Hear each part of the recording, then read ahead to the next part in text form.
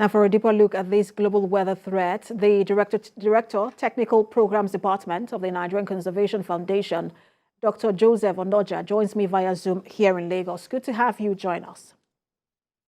Thank you very much, and thanks for having me. So, different countries are interpreting what this, what this means for them, and I just wanted to ask you what this mean for, what El Nino will mean for the weather outlook here in Nigeria, and what exactly we are in for. Yeah, so for Nigeria, as you know that we have different habitats, and it's going to affect this habitat differently. For coastal cities like Lagos and 824 kilometers of about 852 kilometers of coastline that we're expecting to see more surge of waves. And if you know that we have been following the coastal erosion that is happening on our coastline, so we're expecting to see higher surges, stronger waves that will flood some of these communities, and we need to brace for that. We may see increase in temperatures in the middle part of the country, and we may see flooding as well happening in those parts of the country. While in the drier parts of the country, in the northern, it may be drier, because what this thing does is that the areas, the temperature patterns are always exacerbated by this phenomenon. Mm. And for a phenomenon like this, it is really not about mitigation. It is more about adaptation. Have we mobilized preparations to limit the impact?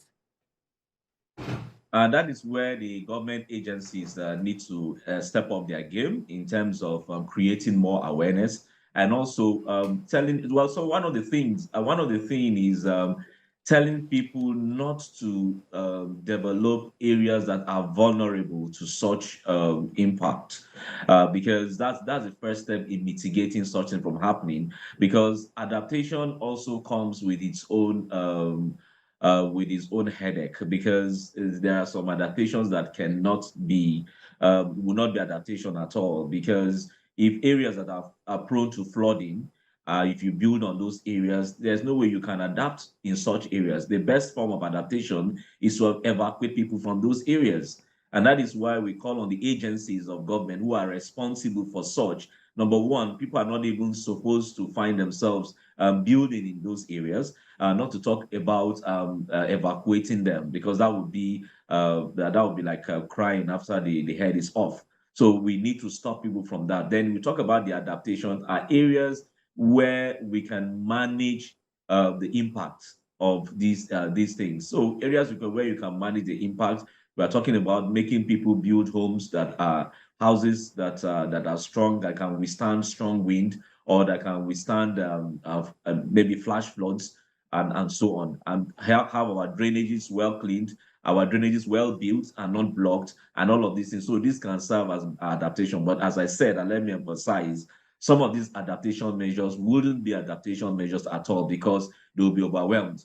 If you want to cite an example of the recent flooding in Abuja that happened, some of those estates have no business building houses in those floodplains, because once you do that, what happened will happen. And we are lucky that the loss of lives was minimal, even though one life is very important. Such places shouldn't have been given the approval to build in such estate in such places. Mm. And we hope that relevant authorities are already putting things in place to at least minimize the impact. Thank you so much for talking to us. The Director, Technical Programs Department of the Nigerian Conservation Foundation, Dr. Joseph Onoja. Thank you very much for having me.